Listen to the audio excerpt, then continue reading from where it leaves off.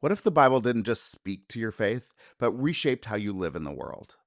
The Anabaptist Community Bible invites you to read Scripture through the lens of Jesus, centered on peace, community, and radical discipleship. With insightful commentary from a diverse community of voices, it helps you engage Scripture in ways that are both deeply personal and powerfully communal. Whether you're studying alone or with others, this is a Bible designed to transform how you follow Jesus. Get 20% off your copy today at menomedia.org with code SHIFTING. Discount expires May 15th, 2026. The Anabaptist Community Bible. Read together, live differently. Experiences of beauty often have a kind of transcendent element to them. It's almost as though the beautiful thing or the beautiful person or the beautiful landscape is for a moment translucent. It's kind of something more is coming through. We get a glimpse, as it were, through time to eternity.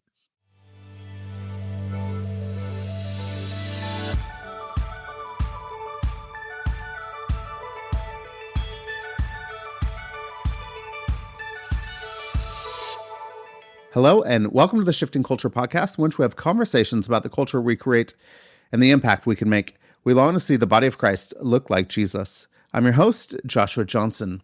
You know, the great stories don't just entertain us. They reveal something true about the world we're living in.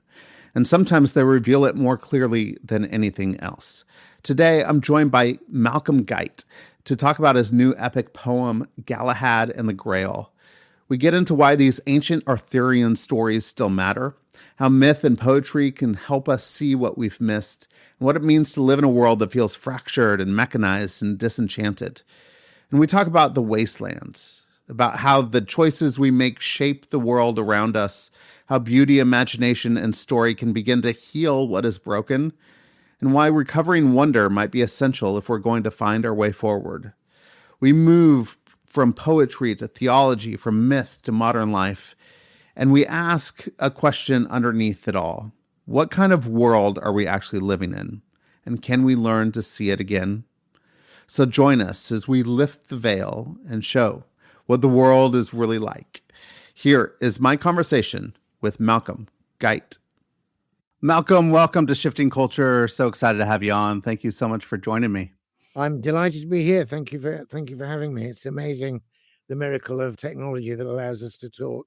Not as good as being really in each other's presence, but yes, it is true. The technology is amazing. This is great. Sometimes technology can take us into places where we don't want to get to. We're going to talk about Galahad and the Grail, your new book. It is an epic poem. It's a ballad of sorts of Arthurian tales. So you're looking at King Arthur and the knights. And why is this story something that you wanted to take on? This is an epic for you. What drew you to it? So I think the first thing to say is simply that I've loved these stories all my life. Before I could even read, my mother was telling me these stories. She was a medievalist. She really knew the stories well. She knew some of the medieval sources. So she told them to me in this very powerful, moving way. And there were various ways in which, my heart was attracted to that. So I played at Knights of the Round Table as a kid. So there was that kind of childhood love of it. And then I studied them. I studied medieval literature at Cambridge University when I was an undergraduate and had a chance to see the earlier sources. And I realized the earlier sources had beautiful and mysterious things that had somehow been kind of airbrushed out of the modern retellings, which tended to be either kind of Disneyfying, like the sort of Sword in the Stone cartoon, or just lots of people smashing each other, and there was a bit more to it than that. And particularly, I felt the kind of Christian mystery at the heart of it was being erased to some extent. So I wanted to redress that. That was part of it. I did it partly on the conviction that these great myths, the kind of great formative myths and stories of anybody's nation, which, I think the matter of these stories used to be called the matter of Britain. They were the kind of founding stories of my own nation. And I think it's always good to look back and remember those. I think that one of my convictions is that these stories are older and wiser than we are, that they know stuff, if you like, that we don't know and need to find out. And in fact, every generation that retells them finds something different in them. And they need to be retold every couple of generations at least for that. But to give you an example, I mean, I go back to saying my mother told me these stories. Now, my mother did not hold back, right? She didn't give me a kind of sanitized, powderized version. I realized afterwards, when I came to read the medieval manuscripts, that my mother was sometimes quoting those verbatim because she had a kind of classic memory. Now, here's the thing. I must have been about 8. It would have been like 1965, probably. My mother told me the story, which is very much embedded in the epic that I'm telling, of what's called the Dolorous Stroke and the Wasteland. And that's very important background. You don't understand what the special healing that comes with the Grail until you understand what went before. So my mother told me the story, and the story is this. You've got to imagine me as being 8. My mother telling the story. There's a very rash knight called Balin, who kind of is very impulsive and does stuff with, before he engages his brain, as it were. And he does an act of violence at Camelot's court and is expelled. And so he wants to go and prove himself and do some worthy deeds in order to be kind of back in Arthur's good books. But he takes a sword with him, which has been cursed, and he's been told not to take it, but he takes it anyway. How dumb can you be? But anyway, in the story, Balin is after a knight he's trying to get revenge on a knight who's murdered some people who can be invisible, but he's told that there's a court where there's a feast where the knight will be visible. What he doesn't know is that this is the Grail castle. This is where the Holy Grail and the spear of Longinus that pierced all these hallows are held in a chapel. So he shows up at this, and they're all supposed to leave their swords at the door, but he conceals a dagger. And in the middle of the feast, he gets up and attacks this knight. And basically, he's broken all the laws of hospitality.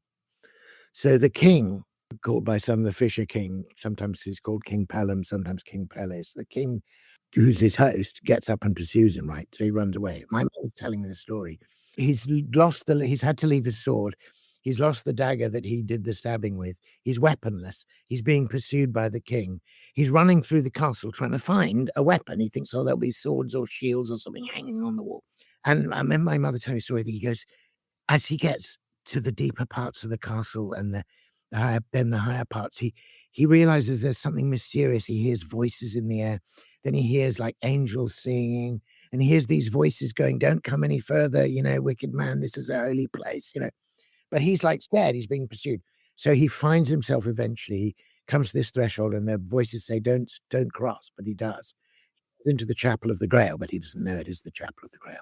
And he sees the Holy Grail covered in a veil. But above the Holy Grail, hovering in the air all by itself, he sees a spear. And from the spear, these drops of blood are falling down towards the Grail, disappearing into the air. And he should have fallen down and worshipped at that point. He's in that Holy of Holies. But the king is still pursuing him, and he does the worst thing he could possibly do. He just rushes forward. He seizes the spear, doesn't even know what the spear is. And he turns, but this is the spear that pierced Christ's heart. This is the spear that should never be used for violence ever again. Indeed, it's arguable that after that spear pierced Christ's heart, no spear should ever have pierced anybody's heart after that, because all the hatreds of the world came into that spear, and God replied to them with love and forgiveness. So to take that thing and use it, so he turns around and he wounds his host, the king, in the thigh.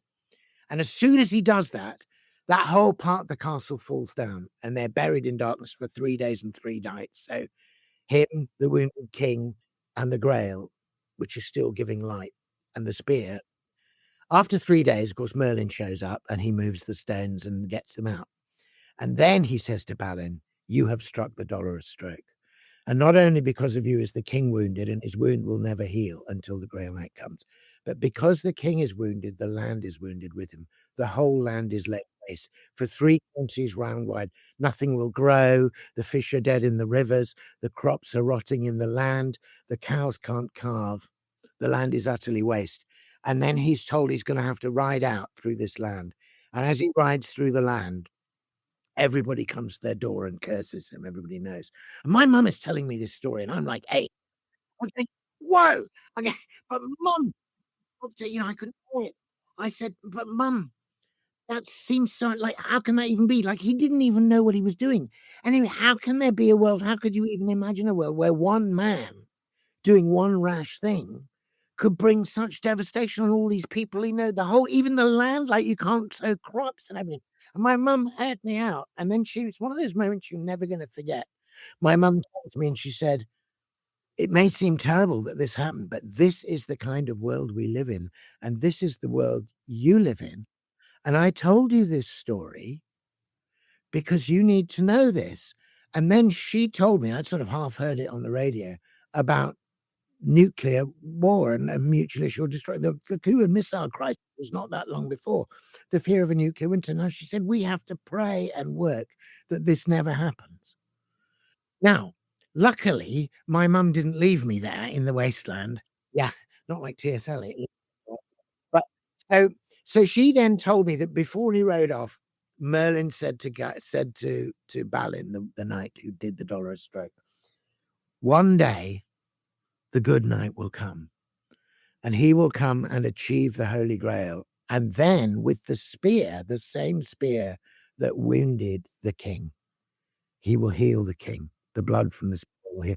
And when the king is healed, the wasteland will be healed, and there will be a time of healing and renewal. And Balin at least gets to know that. So I knew that. So and then I asked for more stories about knights on horses and things, but I never forgot that. Now, here's the thing. I learned that in one way at least, these stories are true. That they tell you real stuff. Now, and I never forgot that. Now, when I was then a student in the late 70s, second half of the 70s, I'm at university, but I'm also reading in the news. I mean, I realized about ecological disaster pretty early. I was thinking about, all these things, piercing the ozone layer. My parents were living in Hamilton, Ontario at that time. And there's a hell of a lot of pollution in Lake Ontario then, and the Dofasco steel factories. So I began to think about the wasteland in a new way. And I realized the wasteland was also about ecological disaster and the choices we make. But again, I remembered the possibility of healing. So I thought, whoa, there's another layer of meaning here. Then later on, when I became somebody who talked about the theology and literature and thinking about philosophically about the way we see the world, I became aware of what people are broadly calling disenchantment, or the need for re-enchantment, the sense that the world has been reduced to just rubble, just stuff, just dead stuff, we think we can manipulate. But that's not the way most people, it's not the way indigenous people see the world. It's not even the way we used to see the world, except for the last 200 or 300 years. And we've got a false way of seeing the world. And I realized the wasteland is also about that. And I realized I'm part of a movement, of what you might broadly call re-enchantment, which is trying to say, let's forget the immanent frame. Let's not be materialists anymore. Let's recognize the spiritual nature. Let's see the world again as enchanted and see how the eternal kind of sometimes shimmers through the temporal, and how the spiritual touches the material, which is what sacrament is, and so on. We need to recover that vision. And lots of people, not just Christians, people from are realizing that.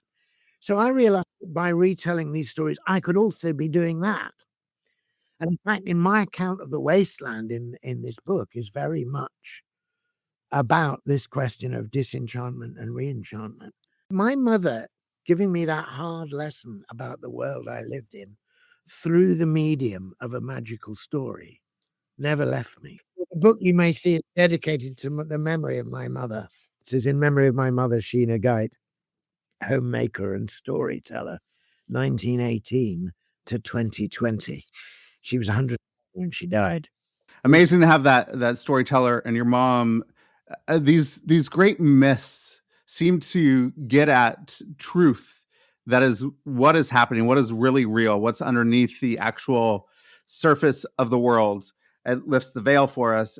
Yeah. What story and myth does for me is it helps me embody this thing. It helps me live into that. You telling the story of the wasteland helps me not just give inspiration, but helps me embody something to say we can actually then go and help Oh, yeah. the healing of this world. Yeah, because that mythic imagination becomes prophetic imagination. It becomes moral imagination. So I noticed you use the word embody a couple of times, and I think that's a really important word. So for me, the best account of poetry, and you might say not only poetry, but mythology, legendary stories, the best account of what it is now it works is unsurprisingly given by Shakespeare. And it's the right stream. And he has this thing, remember he says, the poet's eye in fine frenzy rolling doth glance from heaven to earth, from earth to heaven. And then he says this, and as imagination bodies forth the form of things unknown, the poet's pen turns them to shapes and gives to airy nothing a local habitation and a name. So there are things we need to know that may be unknown to us, but imagination and poetry and myth can body them forth, embody them, and we can do something about it. In your appendix, you say you want to slip past the wasteful dragons of secularism again, and awake again in the modern world that openness to beauty and mystery, which prepares the heart for the coming Christ. What is that beauty and mystery in this poetry and the myth? How does beauty and mystery actually then prepare our hearts to receive the truth of Christ? I think I put beauty and mystery together carefully because there is something very mysterious about beauty. Experiences of beauty often have a kind of transcendent element to them. It's almost as though the beautiful thing or the beautiful person or the beautiful landscape is for a moment translucent. It's kind of something more is coming through. We get a glimpse, as it were, through time to eternity. I mean, my mother used to recite a poem to me when I was little, which began, out beyond the sunset, could I but find the way. Partly what Lewis calls, the yearning for the far off country. And I think, therefore, beauty is a kind of emblem or even almost a portal to the divine. And I mean, I'm enough of a Platonist to say that I think beauty has its origin in eternity. And I would go with the Platonic triad that beauty, truth, and goodness belong together and come from the same place. I mean, to talk about Lewis again, he's telling a great... So in The Magician's Nephew, when he tells the story of the creation of Narnia, has magically transported to it this ordinary London cabbie, right? So East End bloke. And suddenly they hear the song of creation and all the stars suddenly come out all at once and they're singing. And the cabbie says something amazing. He says, blimey, he says, I'd have been a better man all my life if I'd known there were things like this. His first impulse from the beauty is towards goodness. And it's curious, it's interesting, if you think about the word fair, the word fair is often used to mean beautiful, fair maid, it was a fair sight. But fair also means just. You want to use, because there is something ugly about injustice. Do you know what I mean? And there is something that calls you to be just if you see the beautiful. A beautiful piece of architecture or a beautiful painting has just proportions. So again, we use the word just, not only for ethical, but for aesthetic things. And I sometimes think that one of the reasons why people can behave in such ugly ways is that we've constructed an ugly environment for ourselves, sort of deforms our thoughts. So how did you want to construct something beautiful? Why do you think poetry and this ballad form was the thing that you wanted to bring forth in this story, and not prose, not something else, but this beautiful form of ballad? Then this is it for you. So I think you almost answered the question in the way you've asked it about this beautiful form. So look, the thing is this, if we take this thing that beauty is part of it, the point about poetry is language aspiring to the condition of music. I mean, musicians have essentially two things to work with. They have tempo and they have melody. And within melody, they have harmony and counterpoint and so on. But essentially, there's the rhythm and then there's the variation of notes. Now, poets have the equivalent two things. The equivalence of tempo in poetry is strong beat or meter or rhythm. And the equivalents of melody are all the subtle effects you can get. Rhyme, half rhyme, alliteration, assonance, all the kind of, lovely, like, so just to quote something in a ballad form, and was one of the ballads that inspired me, Samuel Taylor Coleridge's Rhyme with the Ancient Mariner, where he goes, "The fair breeze blew, the white foam flew, the furrow followed free. We were the first that ever burst into that silent sea." And you can hear the sibilances of silent sea and all the fricatives of fair proof, first. But do you see all the interns? And you can do that for something beautiful, but you can also use it. You can get the sound of a tolling bell, for example. Same ballad. Alone, alone, all alone, alone on a wide, wide sea. And never a saint took pity on my soul in agony. You can hear it. Now, there is an effect which affects the meaning that is coming through the music of the words. Another analogy that might help is the effects of poetry as opposed to prose is a bit like the music in a film.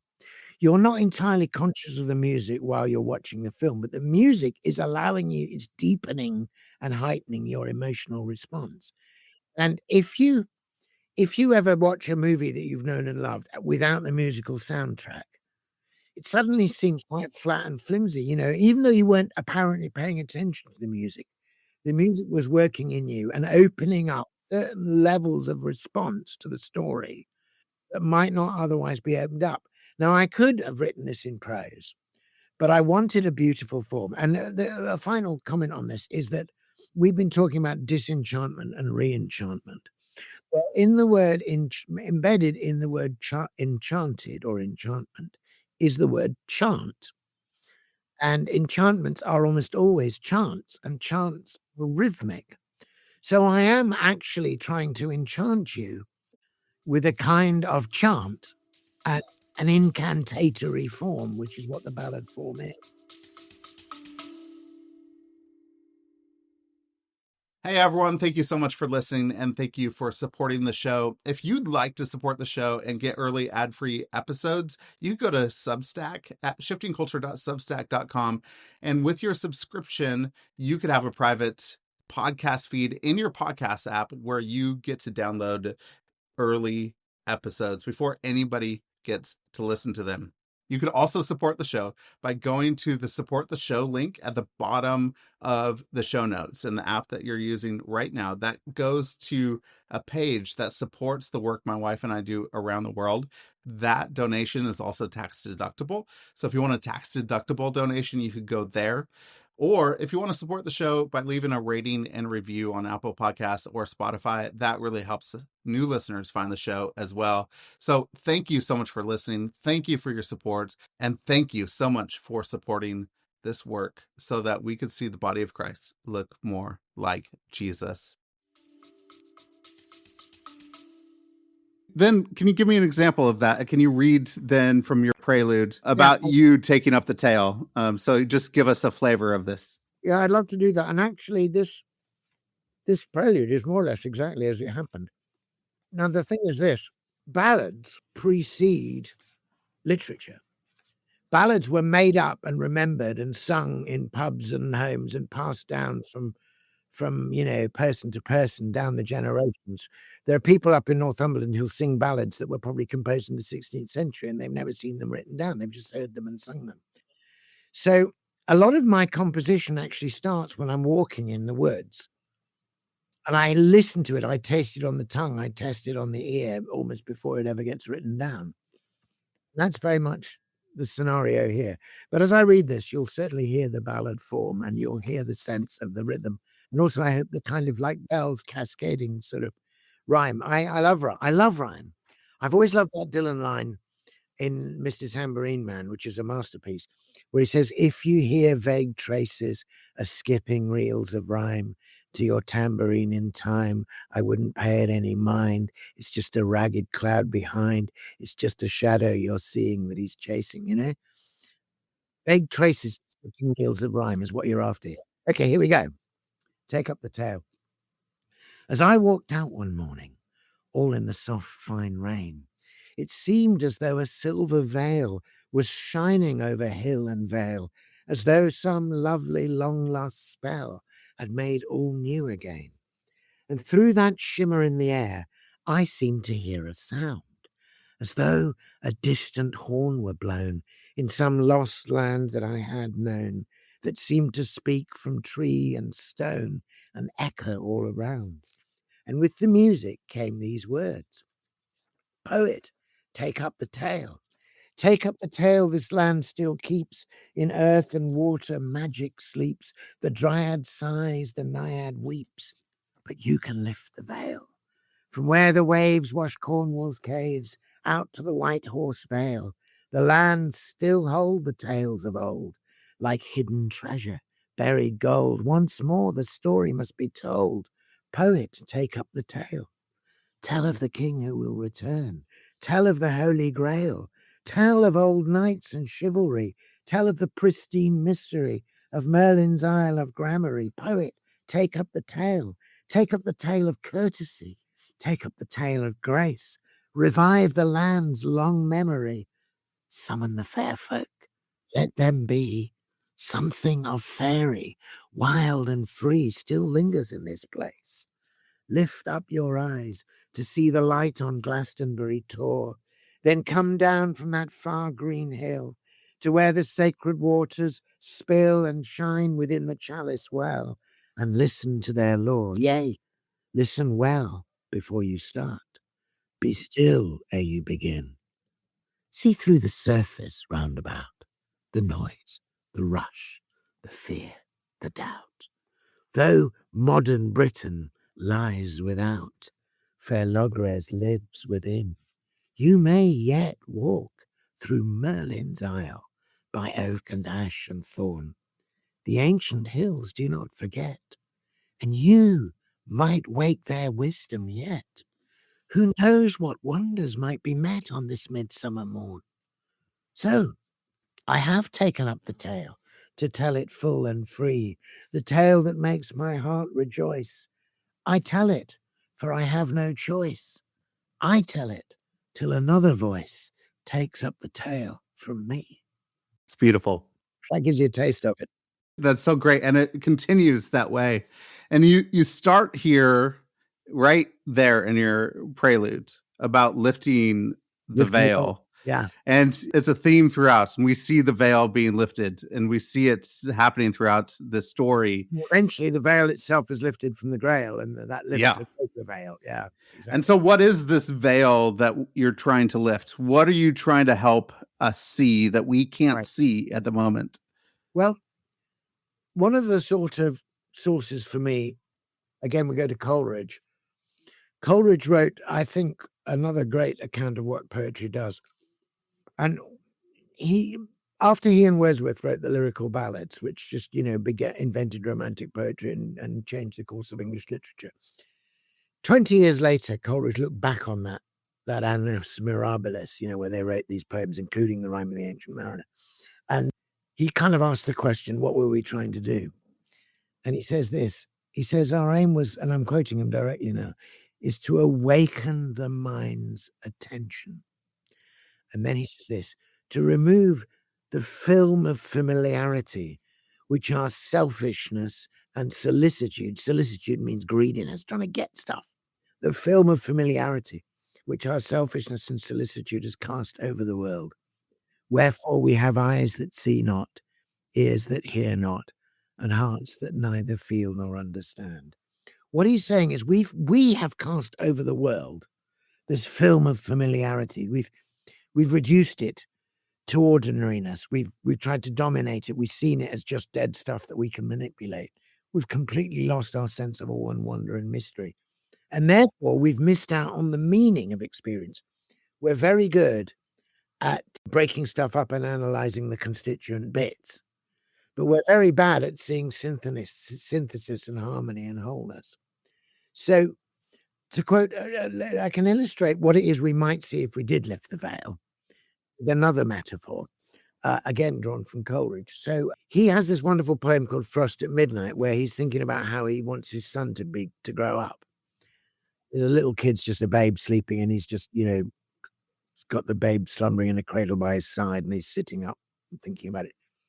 And he's thinking about how he was sent to this awful school in London and taught kind of analytic reason and told that the world was just bits and pieces that you could manipulate. And he just felt like he was losing his vision. But he says, my child is going to be different. He says, thou, my child, shall wander like a breeze by lakes and sandy shores, beneath the crags of ancient mountains that mirror. And then he says, so shalt thou see and hear. And he does not say, so shalt thou see and hear certain geological and meteorological phenomena, which might be exploitable. What he says is, so shalt thou see and hear the lovely shapes and sounds intelligible of that eternal language which thy God utters, who doth teach himself in all, and all things in himself, great universal teacher. He shall mould thy spirit, and by giving make it ask. Extraordinary. So what he does later in his philosophy is, in Coleridge's time, and indeed in ours, the dominant model of the cosmos, of the universe we find ourselves in, was essentially mechanistic. It's like a big piece of clockwork. It's like a series of interacting mechanisms. And Coleridge said, actually, what if that's the wrong metaphor? What if it's more like a poem than a piece of clockwork? Now, in one of his lectures, Coleridge says, look, I could give you a poem, right? I could give you a physical piece of paper with a poem, or you could take up my book here, right? You could take it to pieces and you could do a chemical dissolution of the paper and find out exactly what the elements were in the paper. And you might even be able to figure out which trees were originally pulped, Then you could notice the print and you could do a geometric study of each letter. Then you could do a statistical study of which letters recurred. And you could go on like that for a year or two, accumulating massive knowledge about this physical thing in front of you, right? And never even know it was a poem. But then if I wandered in and said, hey, get this, and I read you a bit to it, like I just read you the prelude, you go, whoa, it's a poem. It means something. Now, that doesn't take away from any of the stuff you discovered about the paper and the ink and the shapes. In fact, some of the stuff you discovered, like which letters came where and how frequently certain letters recur, might ultimately help you to understand the poem, but only if you know it's a poem. So what I think we've been doing for the last 200 or 300 years in the West, in the scientific West, good science is a good thing, but is we've been analyzing the paper and ink of the poem. Forgotten it's a poem. So again, C.S. Lewis, towards the end of his life, wrote an interesting essay partly about the relation of reason and imagination, which he felt we kind of screwed up in various ways. And he says an interesting thing about the distinction, the different kinds of real truth that these two faculties, reason and imagination, can get you. And then he says it very pithily in one sentence. He says, reason is the natural organ of truth, but imagination is the organ of meaning. So reason gets you to know what stuff is there, but you then need to know something more. T.S. Eliot put it another way. He writes 2 questions in one of his poems, The Choruses from the Rock, just 2 questions. And to think he wrote this before digitization, before the age of the computer. He wrote 2 questions. Where is the knowledge we have lost in information? Where is the wisdom we have lost in knowledge? It's a hierarchy there. So the more information you have, information is completely useless if you don't have bodies of knowledge to organize what the information means. So I remember when we were all being told we were in an information economy, and then people realized you actually need a knowledge economy. Unfortunately, nobody has attained to a wisdom economy yet, but maybe that'll come. So the point is we need knowledge to know what to do with the information. But the more knowledge we have, we need wisdom. And once we realize we need wisdom, then that's where we need our scriptures, we need the great myths and legends, we need the stories, we need the plays of Shakespeare. We need all these works of imagination to rekindle wisdom in us. As you were talking about that, you're talking about this mechanistic age that we live in, the age really of the machine. We were talking about reason and imagination. I mean, you have a piece here in your book, and one section actually reveals the face of somebody that has created a wasteland of the earth. And there's cogs and machines and things in there that human has become machine. Yeah. And so how do we know we are human? What does being human mean in this world of machine? The story of Galahad and the Naiad there, and the necromancer who's when they take this helmet off, he's just become a machine. I actually wrote, to be honest, partly as a parable about AI. And I talk about him being, we become the idols that we make. So it's about idolatry. So here's the thing. Why did we lose the old idea that the world was a poem or a text to be read or a book and get the clockwork idea? Well, you can exactly time it historically. Basically, as soon as we'd invented clockwork, we had a self-regulating mechanism. We went, whoa, maybe the world is like this. So we make something. Now, if we make something, it is necessarily lesser than we are. We transcend the things we make, right? So we're taking something which is lesser, and we're taking the greater and squashing it down into the model of the lesser. That's what we did when we made clocks, and then we made the world clockwork. And as a result of that, we then began to tyrannize over ourselves and even strap clocks onto our wrists and push each other around to do stuff at exact times, which we never used to do. I mean, we did stuff, but we did stuff by season. Do you know what I mean? The machine, which was meant to be our servant, even clockwork, became our master. There's a great Charlie Chaplin movie that demonstrates that, where he's kind of stuck on the face of a clock. So what happens next? We invent computers, and we have this distinction between hardware and software, and we have this process of programming a computer to change the tasks it can do and alter the outcomes that you get out of it. And some bright spark says, oh, wow, we must be just like computers. And we start using these absurd things. We talk about reprogramming people, which is blasphemous and horrible. And then we talk about the software. We have to change our mental software. And then we use this awful metaphor that people use all the time about, oh, I was hardwired to do this, which is a way of diminishing your own free will and, escape. So we have made something which, because we've made it, is necessarily lesser than ourselves. And then we will make ourselves into the image of that. And that's why I say in that part of the poem, Galahad, sometimes we become the idols that we make. We actually diminish into the thing that we've made. So that was just normal computers. We were doing that. And I was a school teacher at the time, and I was, with every fiber of my being, resisting the rhetoric that was coming from government and from headmasters about programming and reprogramming. I said, this is subhuman. It's inhuman. The word education, is the Latin word educe, means to draw out from something. So education is about drawing out and opening out what is within. It's not about programming. It's not mechanistic. Let computers do what computers do best, but don't let them do what. Let's not confuse computers and people. Now, I just feel that AI is a hideous extension of that, where we've made. I mean, it shouldn't be called artificial intelligence because it's not intelligent. It should be called averaging interface. What it's doing is it's taking tons of stuff and running it past you so quickly, and then finding what is essentially a very clever version of autocorrect. It's just trying to predict on a statistical basis. But you can use that to kid people, and you give it a name. You call it Claude or whatever, or Siri or Alexa, or, and then you start, because you have an imagination, even though it doesn't have an imagination, you use your imagination to start having a relationship with it. Now you're really screwed. That's why, I mean, I love the imagination. I think it's redemptive, but I'm not unaware that scripture talks about vain imaginations, empty imaginations. And I think the kind of giving the gift of personhood from us to the computer, which really means we just pretend the computer is, it's no different from a kid pretending their doll is a personality and talking to it, All the beautiful creativity when a girl is playing with her Barbie is coming from the girl, not the Barbie, And kind of we know that with kids, but we forget it with ourselves. I mean, it's extraordinary. There was a really amazing thing some years ago. Some guy was caught having climbed over the wall of Windsor Castle with a crossbow, who was going to try and assassinate the Queen.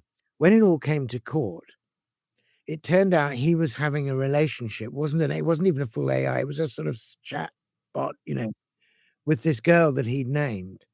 And the computer program was just affirming everything he did.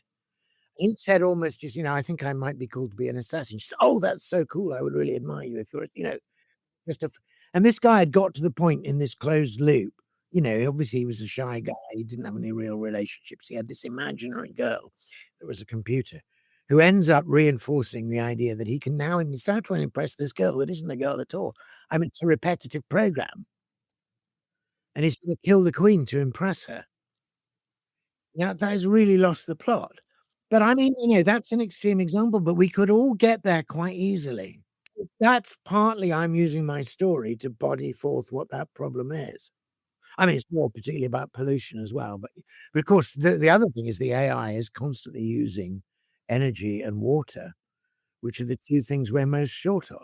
We started in this conversation there in that answer about clockwork and about time, and we're time-bound creatures. We're in this thing of time.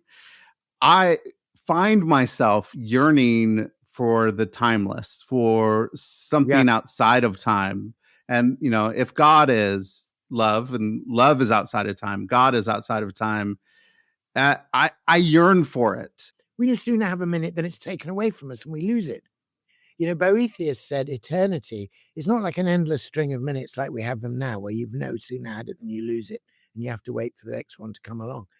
He says eternity is a nunc stans, an eternal now, a standing, all of time, Yeah, and you yearn for the eternal, so do I. And there's, I think all our poetry and all our music has an element of elegy in it, because now we live when things fade and pass away, I mean, there's the poet Geoffrey Hill has a great line where he says, "I founder in desire for things unfound. I stay amidst the things that will not stay." He's riffing on Heraclitus's famous dictum, "Panta re," everything flows, but everything flows away from us. And yet we long for this. So that's part of what's going on in New Plots by Bill. One of the things I tried to capture in the moment when the veil is lifted and the Grail is revealed is some sense of time touching eternity.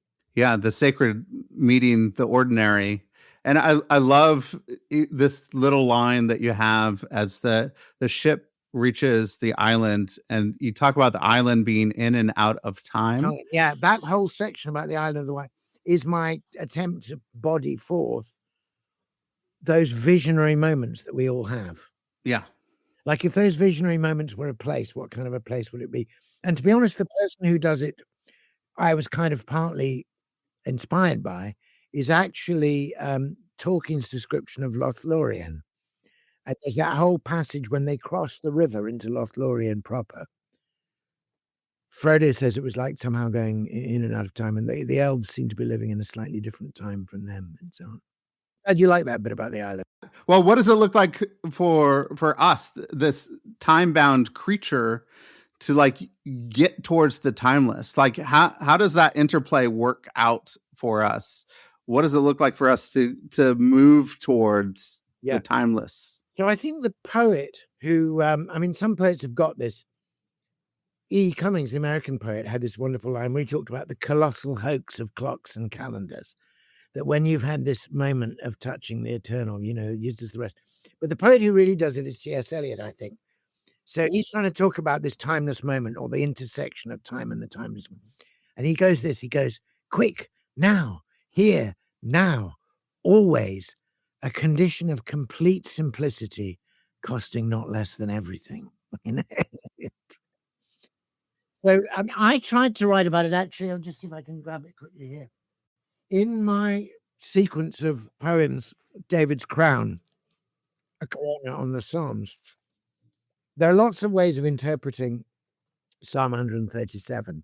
By the rivers of Babylon, we sat down and wept. And there we hung up our harps because we remembered Zion.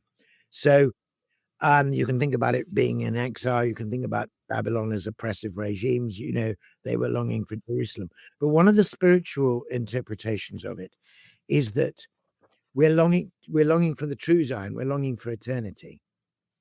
And for me, the river of Babylon is the river of time going past. So maybe I could just read that to you, even though it's kind of off this. I give the Latin titles of the Psalms. Super flumina. Flumina is the river, the flowing. Here we go.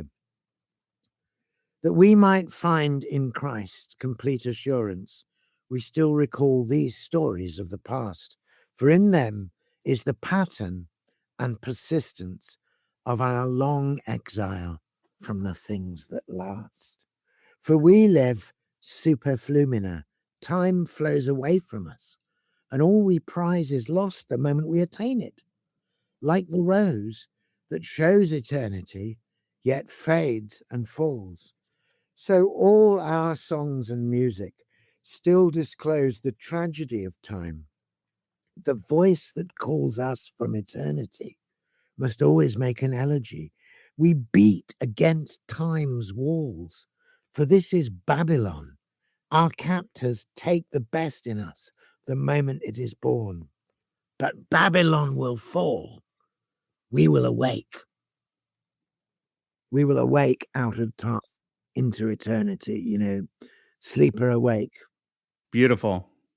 At the very beginning of this conversation, you talked about how the Galahad of the Grail, this Merlin's Isle epic that you're doing, the Arthur stories, are the stories of Britain, the great myths of Britain. Yeah. How is this uncovering and lifting the veil of what is truly the story of Britain? Very good question.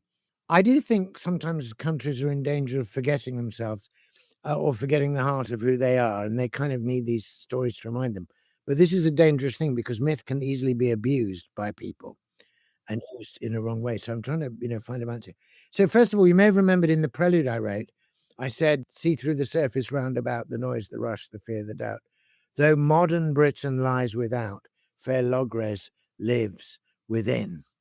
And Logres is the name, it's the Celtic name in Welsh for the kingdom that Arthur ruled. I was making a contrast between Logres and Britain, actually, because C.S. Lewis does it at the end of that hideous strength. There's this wonderful conversation in which he uses the words Britain and the word Logres to help us body forth or imagine, if you like, the soul of a country losing its soul, a country losing its identity. And this would be a very different, if we talk about America, America, is a great and daring experiment in a way of living, in what it might mean to be a republic, what it might mean to be a government of the people, for the people, by the people. That's the soul of America, right? Every so often, America gets to a point where it's in danger of losing its soul, and it has to be recalled to its origins to become itself again, right? So here's a little bit from C.S. Lewis's book, That Hideous Strength, where he makes this comment about Britain and Logres, which had a big influence on me in writing this poem. So somebody says in the book, they say there's something we may call Britain is always haunted by something we may call Logres. Haven't you noticed we are two countries? After every Arthur a Mordred, behind every Milton a Cromwell, a nation of poets, a nation of shopkeepers. Don't you feel it? The very quality of England. If we've got an ass's head, it is by walking in a fairy wood. This is great. We've heard something better than we can do, but can't quite forget it. Don't you see it in everything English? A kind of awkward grace, a humble, humorous incompleteness. So that's part of what's going on. We need to remember that. But there's another thing. Now, I'm going to be, briefly political for a moment here. So we're having a lot of tussling back and forth in Britain over immigration, and there's quite a few fairly, I think, essentially racist or bigoted kind of right-wing people who'd like to make immigration into an issue to divide people amongst themselves so that they don't notice, that the billionaires are actually the people. They say stop the boats, stop the small boats. It's actually the big boats, it's the yachts that are the problem. Anyway, it's neither here nor there. Now, they've taken the St. George's flag, the Red Cross, which is where my Galahad is, and they're using it in various ways like that. Now, I totally get the feeling of ordinary people in England who are resentful that what they think of as metropolitan elites, and particularly, left-wing, have denied them pride of place and love of nation. Like, I'm all for pride of place and love of...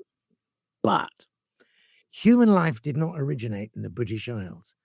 All of us came here from somewhere. And the beauty of the English language, which I love and serve, is that it's built up out of about 4 languages. There's Celtic, Latin, there's Anglo-Saxon, there's Norse, there's French, there's Anglo-Norman. That's what makes it rich. And what makes the British character rich is precisely that we are Celts and Saxons and Vikings, and now we are also people from all over the continent of Europe, the Jewish people who came here, particularly as refugees in the Great. They've all contributed, and very much so. The Indian and Pakistani people come here have contributed in different ways. Now, here's the thing. We think of the Tales of King Arthur as the English epic, rightly so. But the first thing you need to know about the English epic is that the hero, Arthur, was not English. He was Welsh. He didn't speak English. Who did he fight? He fought the Saxons. He hated to hear the sound, but he became a symbol beyond that immediate struggle between the Celts and the Saxons. Eventually they got on. And in the end, Arthur could be a king for both of them. He could be king for both. And, and if you take the full Grail story, the whole story actually starts with some people arriving in a small boat from the Middle East, Joseph of Arimathea bringing the Grail and the thing. So I want to love this country and love the stories of it and love the way it's woven and together of the many peoples of these islands. And actually, I think the story of King Arthur is a really good example of that, because it isn't even written down in English until about 600 years after the event. The first bits are in Welsh, then they're in Latin, then they're in Anglo-Norman, then they're in French, then they're in Italian and High German, then finally they're written down in Middle English. Do you know what I mean? So I have a bit, it's not in this first volume, but it's in the second volume, where Merlin, before he kind of goes into the earth, has some last words for Arthur. And Arthur has had this dream about these two dragons, the red dragon and the white dragon, always fighting each other. And he sort of knows that the red dragon is the Celts and the white dragon is the Saxons, but they could be any two races or any political party. And then in his dream, he sees this golden dragon. And because the red and white dragon are fighting each other, they're destroying the townships, they're breathing out fire, their tails are sweeping down villages and things. And in the dream, he's saying, how can I stop it? And then he sees this golden dragon that flies between the two of them and spreads its wings out to both of them. And the red dragon becomes red gold and the white dragon becomes white gold. And they are kind of pacified by the golden dragon. Merlin basically says to Arthur, that's why you're called Arthur Pendragon. You are the golden dragon. And and the golden dragon will be the king whom both the Celts and the Saxons honor. Well, I want that to be a parable for our times. Now, this may not happen because lots of people may buy my book and think, hooray, good old Britain, I'm glad of Arthur, what about these fighters? That's fine. If they want to buy it, in that. What I hope is by the time they've finished it, they're beginning to imagine in a different way. Because I don't want to come across as trying to be, dismissive or contemptuous. I know lots of people in my own small town who are seriously worried about immigration, who feel resentful about jobs and housing and education. And sometimes all that has been handled really badly. And there must be better ways of handling it. There are. So it's not that you can't there, but there is a conversation to be had. But I have no time whatsoever for people who often don't even live here and actually then stir up trouble and set one community against the other because they can exploit that. And in that sense, I want to tell this story as a reminder that we have these essentially multilinguistic, multicultural roots. And that has been a strength and not a weakness of Great Britain. It's a great strength. This book, Galahad and the Grail, is the first of 4 volumes that you're doing on Merlin's Isle, these Arthurian stories. It's a fantastic book. It also looks fantastic. You have incredible artwork in there as well. The illustrator is a genius. I mean, he's getting better all the time as well. Yeah. And this is a book that it's just beautiful. It's something that, I probably will want to pass down to my son, and then hopefully they could pass down to theirs. Making it beautiful. Yeah. So I hope it'll be on shelves, and my hope is that it'll be passed down the generations. In fact, at the very end, I have the character Sibors say, "You must pass this tale down the generations." And I hope that's what will happen. Is there anywhere that you would like to point people to? How could they connect with you and what they're doing, or anywhere specifically you'd like to point them to get the book? Well, in terms of getting the book, go to Rabbit Room and go like Rabbit Room Merlin's Isle, and you'll find all their pages. If you're in North America, they're the people. If you're in the UK, it's Canterbury Press. But in terms of me, and there are two things. I mean, I've got a little website where you just go malcolmguite.com and you'll find it. But the other thing, which is maybe my main thing, is I have a YouTube where just once a week I read out something to you for 10 minutes, and I sit and smoke my pipe and chat. And that's called A Spell in the Library. And I think quite a few people like that. So if you want to get to know me and what I do, that if you just go Malcolm Guite YouTube or Malcolm Guite Spell or something like that, you'll get that. Excellent. Well, Malcolm, thank you for this conversation. Really enjoyed speaking with you, talking to you today, of actually then lifting the veil, opening things up for us, and what myth and imagination can do, the story, the poetry, the ballad, the story of the Holy Grail and the knights and Arthur, and how that actually opens us up to the truth, to see that there is some beauty and mystery that could then open us up to Christ and can bring us, and that we could start to then body forth this word. It's just a beautiful book. It was a beautiful conversation. So thank you. It's great. I really enjoyed having it. Thanks for having me on. Much appreciated. Thanks.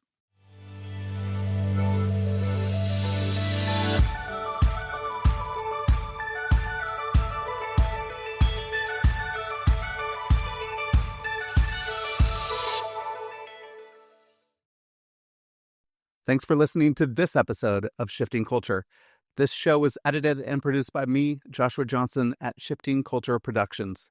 If you're enjoying the conversations, consider supporting the work by subscribing at shiftingculture.substack.com. For as little as $5 a month, you'll get ad-free early access episodes and other exclusive content delivered straight to your inbox. I'd love for you to not just listen, but engage. Reach out. Share what's resonating, and let's keep shaping culture together.